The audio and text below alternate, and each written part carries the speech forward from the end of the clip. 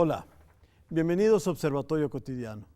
Soy Fernando Castañeda y el día de hoy vamos a conversar sobre un tema que está presente en los medios y en el cual todo el mundo tiene algún tipo de información. El problema del TLC y también la posición del presidente de los Estados Unidos, Donald Trump, y por supuesto, cuáles son los escenarios para México, el futuro de México. Y para platicar sobre estos temas, tenemos como invitados al doctor Juan Wolfgang Cruz Rivero, que es director del Departamento de Derecho y Relaciones Internacionales de la Escuela de Ciencias Sociales y Gobierno del TEC de Monterrey. Juan, gracias por estar aquí. Gracias por la invitación. El doctor José Ignacio Martínez Cortés, que es profesor e investigador adscrito al Centro de Relaciones Internacionales de la Facultad de Ciencias Políticas de la UNAM. Ignacio, gracias por estar aquí. Doctor, muchas gracias. Y la doctora Mariana Aparicio Ramírez, profesora e investigadora también del Centro de Relaciones Internacionales de la Facultad de Ciencias Políticas y Sociales. Mariana, muchas gracias por estar aquí. Muchas gracias por la invitación, doctor. Bueno, empecemos un poco con la prognosis del TLC. ¿Cuál puede ser de los escenarios posibles del TLC? Una cosa que es importante que la audiencia sepa es que las sesiones de reunión que se habían programado ya se terminaron. Y muchos esperaban que pues, o había una decisión positiva o negativa.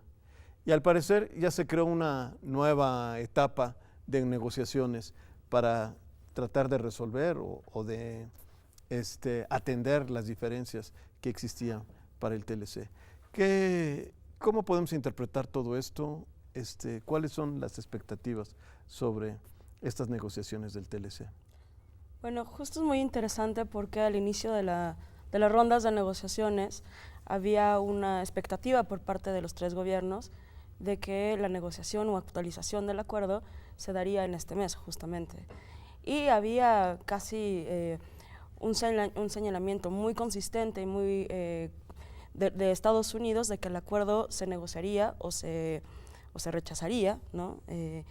Pero que no pasaría de ese sentido. Y es muy importante el tiempo porque Donald Trump tiene la autoridad para comerciar que negoció Barack Obama el año pasado para cerrar el TPP.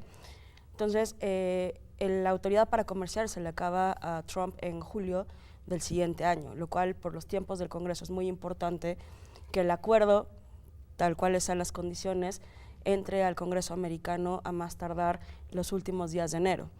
Si esto no sucede, entonces Trump va a tener un problema político con el Congreso, porque si la autoridad para comerciar, la capacidad de negociación que tiene el representante del USTR, el secretario de Comercio y el propio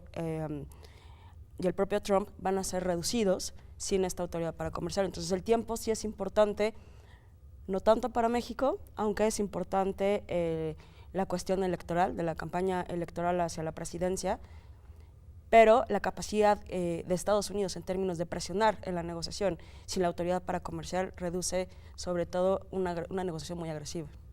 ¿Y qué podemos esperar, Juan, de esto? ¿Se puede resolver en enero? ¿Hay alguna posibilidad de que esto ocurra? Yo creo que en el corto plazo no va a darse esta solución de una manera racional como uno esperaría. Yo apostaría más que en el mediano plazo, con Trump o sin Trump, este tratado se tendría que estar suscribiendo. No creo en el corto plazo, porque desafortunadamente no está imperando una racionalidad sobre todo de tipo económica. Entonces, a mi juicio, México estamos actualmente en serios problemas. De los tres actores, somos el más débil en esta contienda, si lo podemos llamar contienda. ¿Y esto qué significaría? ¿Que se pudiera interrumpir o se pudiera cancelar, Ignacio? No, desde el principio se establecieron 7 fases, las cuales nos estarían llevando a febrero. ¿Sí? Estaba incluido, yo tengo entendido que debían haber terminado este año, ¿no? No, realmente no hay un lapso establecido. Se establecieron 7 fases, 6 de negociación y una, como se dice en la técnica, la traducción jurídica. Y no se establecieron plazos para llegar a la última. La reunión que se llevó a cabo en Washington y ahora en Quebec fue muy importante porque se establece lo que en jerga de negociación se llama el impasse, o sea, interrupción sin ruptura, lo cual nos llevó a postergar las negociaciones entre Ottawa, Washington y México un mes más. Y algo importante de lo que sucedió hoy en la mañana es que se establece que se adelantan las negociaciones de esta ronda que se va a llevar a cabo en la Ciudad de México. Estaban planteadas para el 17 y 21 de noviembre y ahora se van a adelantar 2 días. Inician el 15 y 21 al 21 de noviembre. Y es importante acotar esto porque ya se establece el borrador del Telecan con algo muy relevante. Se acepta la postura de Estados Unidos en 3 temas puntillosos. Uno es la cláusula sunset, es decir, la cláusula de caducidad, y por lo tanto se estaría renegociando el Telecan en los próximos 5 años. 1, 2, las reglas de origen, pasarlo de 62.5 a 85%, y 3, quitar el tema referente al capítulo 19 del Telecan, que es prácticas desleales. Si México, entre otros temas, ¿no? Pero si México acepta esto, está de rodillas, ¿no? Aquí el punto está en que el mercado estadounidense representa para la riqueza nacional el 26.5% del PIB. Es decir, el año pasado exportamos 373 mil millones de dólares. De esto, a Estados Unidos colocamos el 81.3%, que en términos de exportaciones en el PIB medido representa el 26.5%. Entonces, en este momento, el 16 de julio de 2016, cuando Trump pronuncia su primer discurso referente al Telecan o contra el Telecan, México no construye una estratagema para diversificar su mercado. Entonces, como usted bien dice, estamos de hinojos. O aceptamos, ¿sí?, o se cae la economía en un año electoral. Pero a ver, sí, claro, seguramente que si no se... Eso es por eso que yo preguntaba con maña sobre el tema de si había límites o no había límites a esto, y aunque los adelanté, esa era la pregunta. O sea, en el fondo me queda claro que hay del lado mexicano hay un incentivo para tratar de resolver este asunto pronto, porque en pleno proceso electoral que viera esto con un déficit, que hay que decirlo, ¿no? O sea, el problema es que además hay un déficit interno, ¿no? En México provocaría devaluaciones del dólar, ¿no? Por ejemplo, tenemos para noviembre un tema muy espinoso. El último día del mes es a su vez el último día de Carstens al frente de Banco de México. Sí. Luego, el 15 de noviembre, viene el deadline para sacar adelante la ley de egresos. Y también otro aspecto, que era para el 17, pero se adelanta para el 15, la renegociación del Telecan, lo cual nos va a pegar en materia de inflación y de tipo de cambio. En octubre, en la 5ª fase de negociación, el peso se depreció solamente en los días de la negociación 4.19%. Ahora, una cuestión. Si se aceptaran esas condiciones, pues no afectaría también, no provocaría problemas económicos. Una de las cosas, ¿no? Yo no soy economista ni experto en estos temas de comercio internacional, pero yo recuerdo que uno de los temas del TLC muy importantes era que había reglas de largo plazo y que eso generaba certidumbre y que eso permitía inversión y que eso permitía supuestamente crédito, bueno, que el dinero fuera más barato, digamos, no fuera tan costoso, etcétera. Todo esto gracias a una serie de compromisos de largo plazo que garantizaban inversiones de largo plazo, digamos, pues pensando en rentas de más largo plazo, con ganancias de más años, etcétera, etcétera. ¿Qué pasaría con esto? Yo veo poco probable que el gobierno de México acepte estas condiciones que Trump ha estado insistiendo que deben de seguirse para ¿cómo le llaman? Reactualizar el tratado. Veo poco probable, tanto por el aspecto económico, como se ha manejado muchas veces, hay una serie de cadenas ya económicas, industriales entre los 3 países, y estaría afectando si se siguen ese tipo de artículos que quiere establecer Trump. Entonces lo veo poco probable. Mariana. Yo apuntaría, y siguiendo la línea argumental del colega, y un poco en contra de mi compañero Ignacio, yo creo que para el gobierno mexicano aceptar las condiciones de Trump, ¿no? Porque no es consistente con la política comercial de Estados Unidos, digamos, hay ciertas consistencias, pero también hay modificaciones en la estrategia de Trump sobre cómo negociar acuerdos de distinto nivel de desarrollo. Me parecía que sería muy costoso para el sistema, para el partido político en el poder,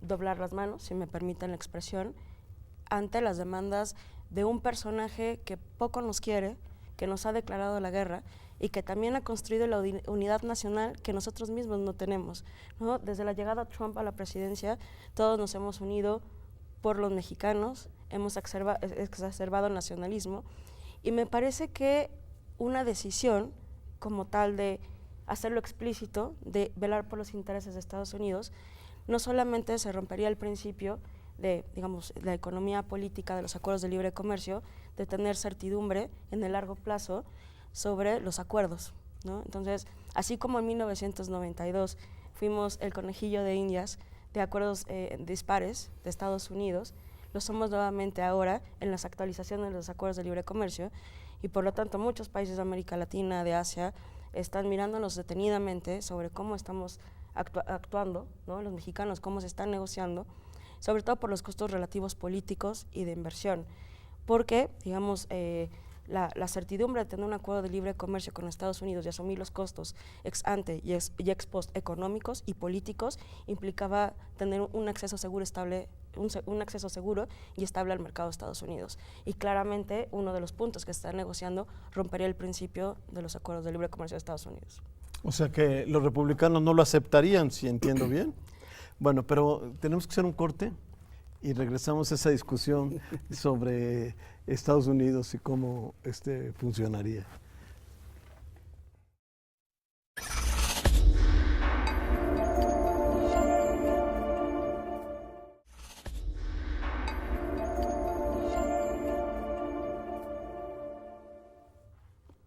Bueno, volvemos en un tema muy importante y muy interesante, que es cómo también este problema, en el caso de los norteamericanos, pues genera una serie de escenarios, incluso de presión contra Donald Trump, ¿no? Como por ejemplo, el hecho de que hay ya sectores empresariales muy poderosos que han amenazado con ir incluso hasta la Suprema Corte si se rompe, ¿no?, los acuerdos del tratado. Y también la idea de que incluso pues, irían en contra de los principios republicanos algunas de las cosas que de alguna manera están amenazando al TLC. Pero también se ha dicho que quizá a la mera hora no hay tantos incentivos para ir tan lejos, ¿no? Hay otras cuestiones, por ejemplo, la reforma de impuestos allí, ¿no?, lo que hace que los republicanos estén en buena relación con Trump, y otros asuntos de interés local que en todo caso inhibirían estas iniciativas, ¿no? A ver, vamos a darle la palabra a Nacho por alusiones personales. Sí, hay que recalcar aquí el artículo 1, fracción octava de la Constitución de los Estados Unidos de América, donde determina que, ojo con lo que dice, si se pone en peligro el trabajo en Estados Unidos a raíz de acuerdos firmados con otros estados, como se dice en el derecho internacional, se podrá denunciar el mismo. Y también hay que resaltar la cláusula 2205 del Telecán, que si uno de los 3 países quiere denunciar el tratado, tiene 6 meses para hacer lo propio. Y también hay que resaltar de que el proceso electoral que va a tener Estados Unidos en noviembre de 2018, la parte que se va a sustituir en el Senado, los últimos 2 años de los senadores que tienden a ser reelectos, se convierten estos senadores en proteccionistas. Trátese de republicanos o demócratas. Y también vamos a ver ahí el juego de la Cámara de Representantes que en conjunto se va a sustituir. Entonces, las negociaciones en tiempos políticos para Estados Unidos deben terminar en mayo porque los legisladores suspenden sus actividades para volcarse a los electores a finales de agosto de 2018. A lo que voy con esto es que no es tanto, yo lo que veo es que no es tanto la presión interna de empresarios hacia Trump. Viene el paquete fiscal muy fuerte que está poniendo sobre la mesa en beneficio de ellos.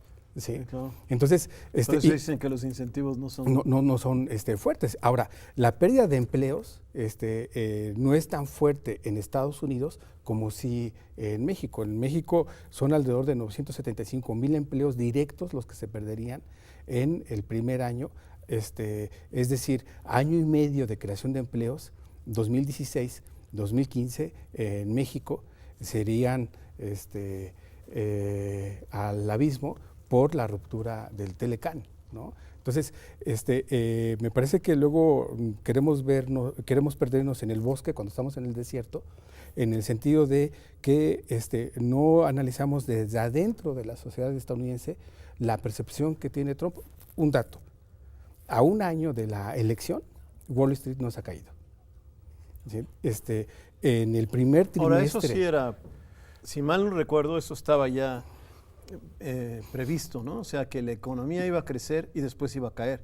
O sea, no se espera que lo que está haciendo Trump tenga efectos negativos, sino hasta el tercer año. Que es un proceso de la economía propiamente de Estados Unidos, independientemente si es republicano o demócrata, el ocupante de la oficina oval, ¿no?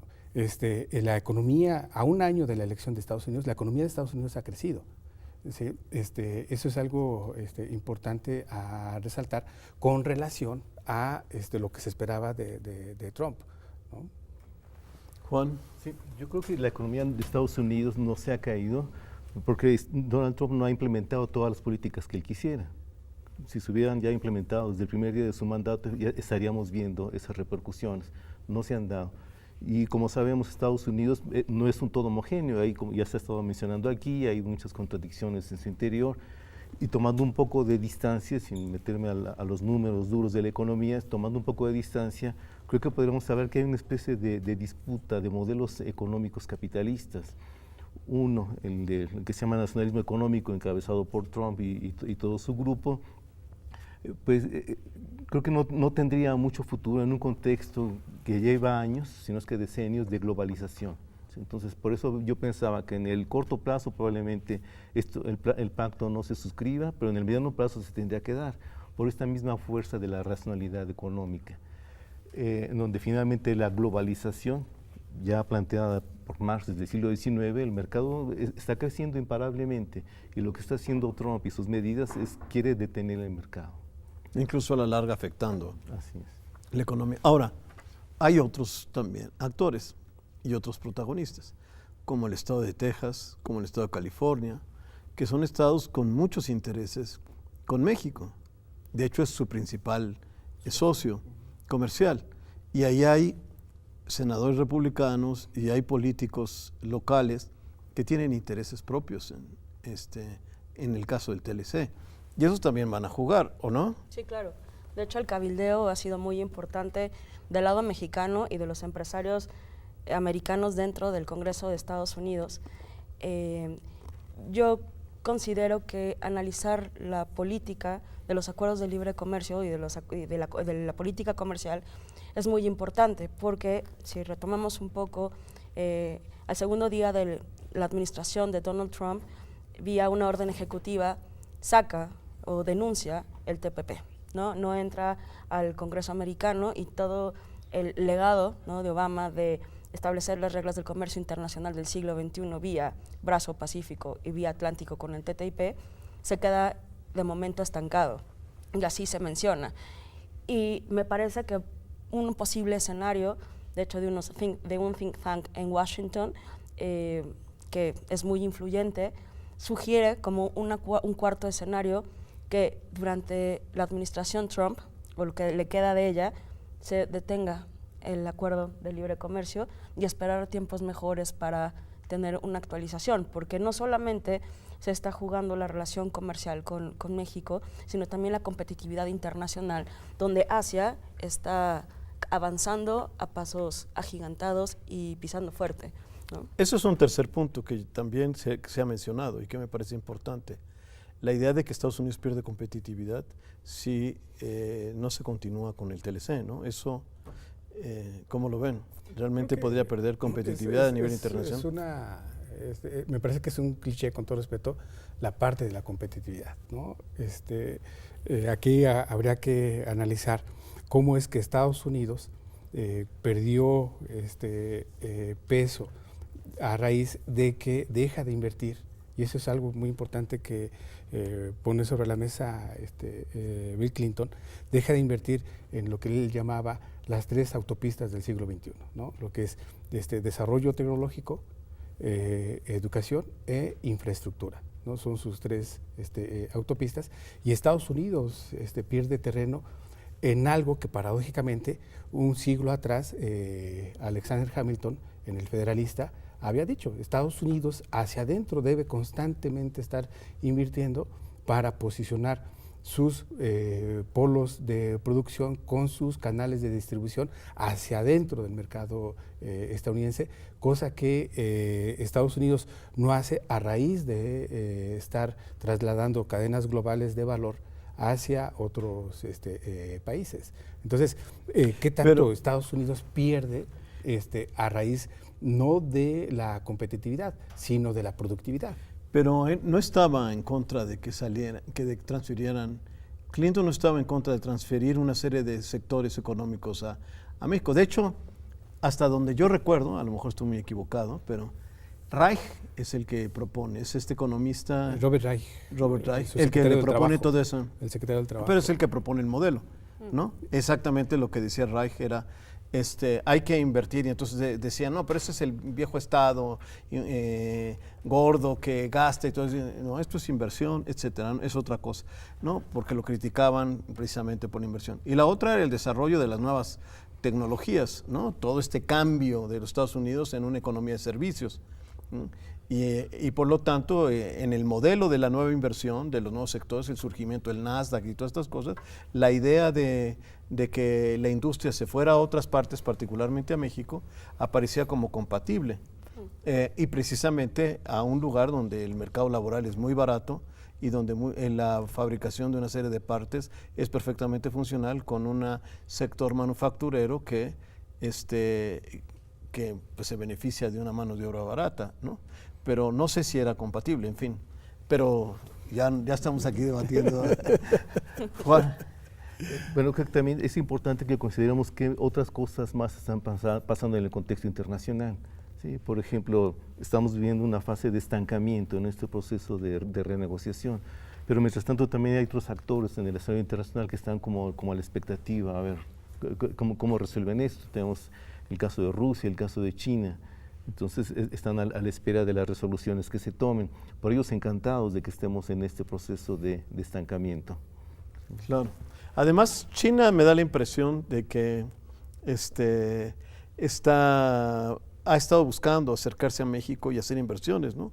Algo muy extraño, porque el gobierno mexicano no ha querido responder a eso, ¿no? Suspendió el famoso tren, ¿no? Cuando había todo un proyecto de inversiones, ¿no? En fin. Justo es interesante esta cuestión política de las negociaciones comerciales, porque si uno analiza las firmas de acuerdos de libre comercio de Estados Unidos con los 23 países, no mal recuerdo, que tienen acuerdo de libre comercio, todos durante el proceso de negociación y ratificación tienen posiciones cercanas a los intereses nacionales o internacionales de Estados Unidos en organismos internacionales y desde la Casa Blanca. En este sentido, y no es muy extraño entonces, el papel que ha jugado México en el tema de Venezuela, ¿no? Por ejemplo, si pusiéramos... Es un socio estratégico. Que no se podría entender si no estuviéramos negociando otra vez el acuerdo. Claro. Bueno, lamentablemente se nos acabó el tiempo. Es una cantidad de temas que están alrededor. Sin duda es de una complejidad que nos permite darnos cuenta de que esto no es simplemente un contrato ¿no? entre dos particulares o entre dos empresas, es todo varios ajedrezes que se mueven en diferentes niveles y que tenemos que estar al pendiente, porque efectivamente, como aquí se mencionó, tanto atiende a intereses internos, el que se pueda resolver o cómo se va a resolver, como también intereses del otro lado, el que se pueda resolver o no resolver y de qué manera se va a resolver. Muchísimas gracias por estar el día de hoy con nosotros. Muchas gracias. Muchas gracias.